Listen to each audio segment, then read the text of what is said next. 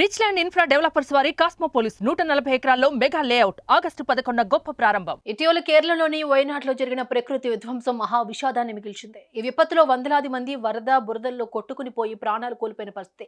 ఈ ప్రళయంలో ఇప్పటికీ 300 మందికి పైగా మరణించగా ఎంతో మంది గల్లంతయ్యారు. రెస్క్యూ టీం, కొన్ని స్వచ్ఛంద సంస్థలు సహాయక చర్యలు చేపట్టాయి. అయితే ఈ ప్రళయంపై కొందరు సినీ నటులు స్పందించి తమ వంతుగా సాయం చేస్తూ ఉన్నారు. తాజాగా మెగాస్టార్ చిరంజీవితో పాటు ఆయన తనయుడు రామ్ చరణ్ మేము సైతం అంటూ భారీ విరాళాన్ని ప్రకటించి మరోసారి మేమున్నామంటూ మంచి మనసును చాటుకున్నారు.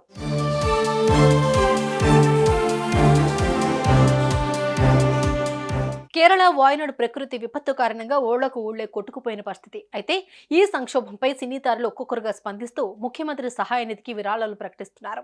శనివారం మలయాళ నటుడు మోహన్ లాల్ స్వయంగా కల్లల్ హోదాలో ఘటనా స్థలానికి చేరుకుని సహాయక చర్యల్లో పాల్గొని 3 కోట్ల భారీ విరాళాన్ని ప్రకటించిన విషయం తెలిసిందే. ఇక వీరితో పాటు నటుడు చియాన్ విక్రమ్, విఘ్నేష్ శివన్, నయనతార దంపతులు, సూర్య, జ్యోతిక, కార్తీతో పాటు టాలీవుడ్ హీరో అల్లు అర్జున్ సైతం తాజాగా కేరళ బాధితులకు 25 లక్షల రూపాయల భారీ విరాళం ప్రకటించారు.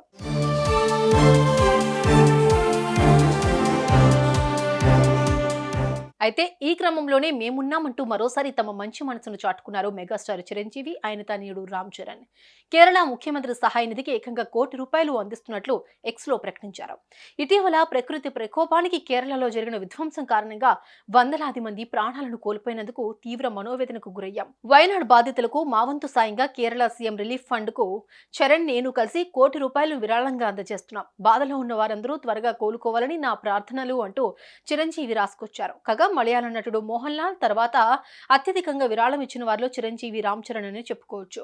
సుమన్ టీవీలో మీ పర్సనల్ అండ్ బిజినెస్ ప్రమోషన్స్ కోసం కింది నెంబర్కి కాంటాక్ట్ చేయండి.